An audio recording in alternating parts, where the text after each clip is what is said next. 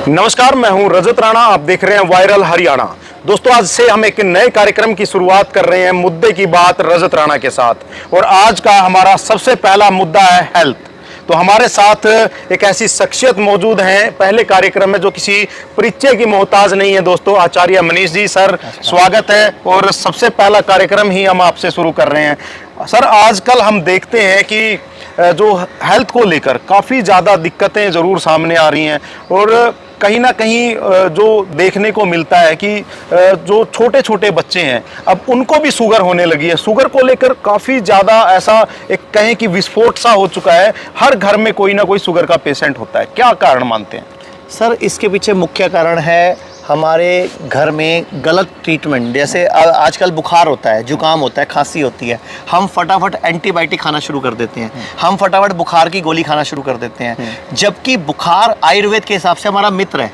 आयुर्वेद कहता है जुकाम, फोड़ा, फुंसी, उल्टी, दस्त, बुखार ये मित्र है। लेकिन हमने इनको शत्रु की तरह ट्रीट किया। हमने दवाइयों से सिम्टम्स को दबा दिया तो बॉडी कुछ और प्रोड्यूस करेगी, बॉडी के अंदर प्रॉब्लम आ जाएगी।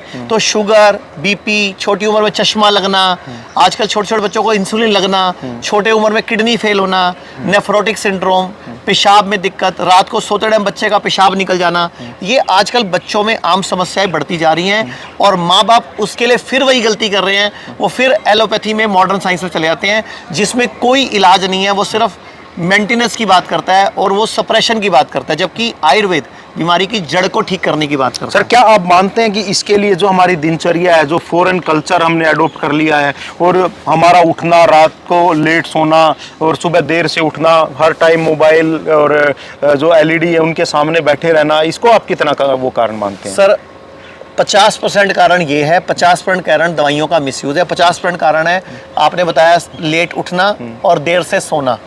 देखो, सूरज पूरी सृष्टि का ऊर्जा पिंड है, ऊर्जा स्रोत्र है, भगवान है। हमारे यहाँ सूर्य को भगवान का दर्जा दिया गया। और जापान में भी सूरज को ही देव माना जाता है। जापान में, चाइना में, इंडोनेशिया में, इसके अलावा बर्मा में, भूटान में, कई देशों में सूर्य को भगवान माना जाता है।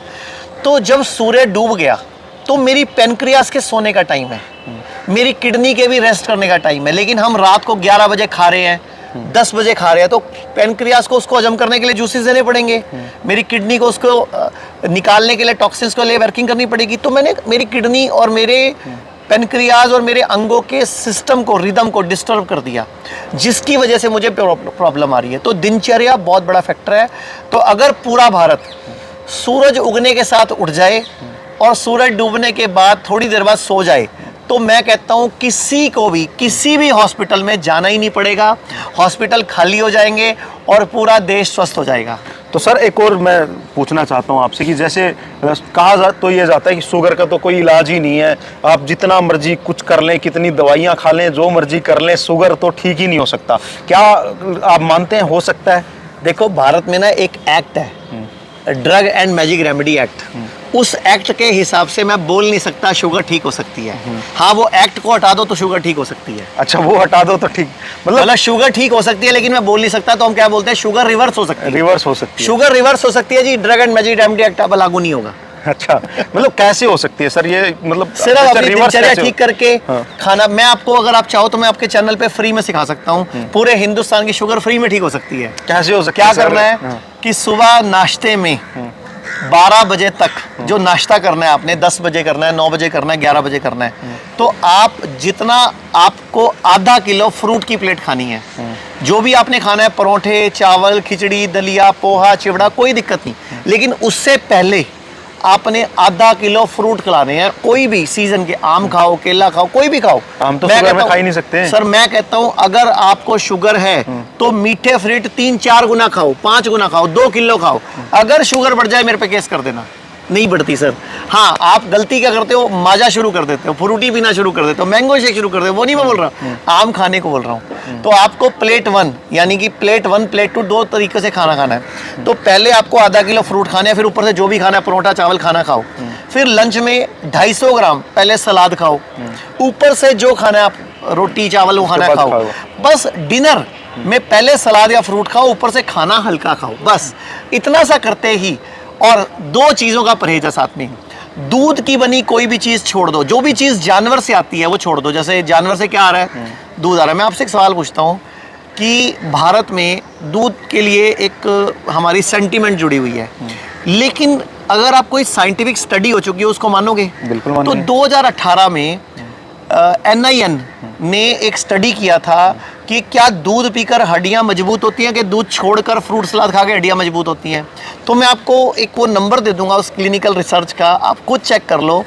पूरी दुनिया में सबसे ज़्यादा दूध पीने वाले देश हैं 3, भारत, इसके अलावा डेनमार्क और स्वीडन। और पूरी दुनिया में हड्डियों की बीमारी सबसे ज़्यादा इन देशों में है।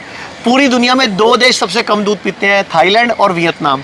वहाँ पूरी दुनिया में सबसे कम जोड़ों के दर्द की बीमारी है। मतलब अब आप ये भी कह रहे हो कि दूध सबसे बड़ी बीमारी दूध भी है? सर दूध नकली आ रहा है, प्लस दूध निकालने का जो तरीका है गाय भैंसों से, वो उनको दुखी करके, देखो दूध कब देती है गाय भैंस? जब बच्चा देती है। अब आप उनको जबरदस्ती बच्चे ही पैदा कराए जा रहे हो और दूध निकाले जा रहे हो और उनको टीके लगाए जा रहे हो, उनको केमिकल दिए जा रहे हो, तो कैसे संभव है कि वो दूध हमारे लिए हेल्दी होगा? मैं आपसे ही पूछता हूँ, संडे हो या मंडे, रोज खाओ अंडे, ऐड आती है? ऐड आती है। 2 तरह के अंडे होते हैं, देसी अंडा और फार्मी अंडा। दोनों में फर्क क्या है? देसी तो ओरिजिनल अच्छा होता है, और फार्मी? फार्मी तो फार्मी होता है। क्या होता है फार्मी? उसमें तो दिक्कत होएगी आपकी बॉडी के लिए अगर आप उसको यूज। मैं आपको बताता हूँ कि देसी अंडा और फार्मी अंडा में फ़र्क क्या है। देसी अंडा वो है जो मुर्गा मुर्गी के नेचुरल मिलन से पैदा होता है, यानी कि नेचुरल, जैसे हमारे मिलन से बच्चा पैदा होता है जी।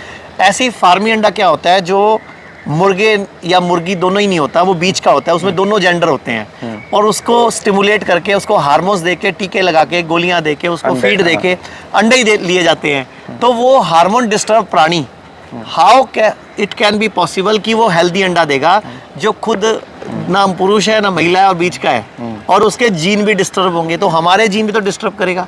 क्यों आज आबादी बढ़ती जा रही है हमारे घरों में गे बच्चों की, लेस्बियन लड़कियों की, क्यों बढ़ती जा रही है? क्योंकि हम लोग हार्मोन्स डिस्टर्ब चीज़ें खा रहे हैं। तो मैं सारे भारत को बोलना चाहूँगा, अपना दिनचर्या सुधार लो, खाना पीना सुधार लो, और जो मैंने डाइट चार्ट बताया वो अपना लो कि नाश्ते में पहले फ्रूट, फिर नाश्ता, लंच में पहले सलाद, फिर लंच। किडनी फेलियर के, हार्ट अटैक के इतने जो मामले आ रहे हैं, उसमें भी कोई आप क्या सुजेस्ट करोगे जो देख रहे हैं? देखो, सूरज डूबने के बाद खाना खाना और हफ्ते में 1 उपवास करना, ये 2 तरीके हैं जो पूरे भारत को स्वस्थ कर सकते हैं। आयुर्वेद कहता है सर्वेषाणाम रोगाणाम निदानम कुपिता मला, मतलब दुनिया में जितने भी रोग हैं इनका निदान कुपित मल, टॉक्सिन्स, वेस्ट को निकाल दो, आपका निदान मतलब आप ठीक हो जाओगे।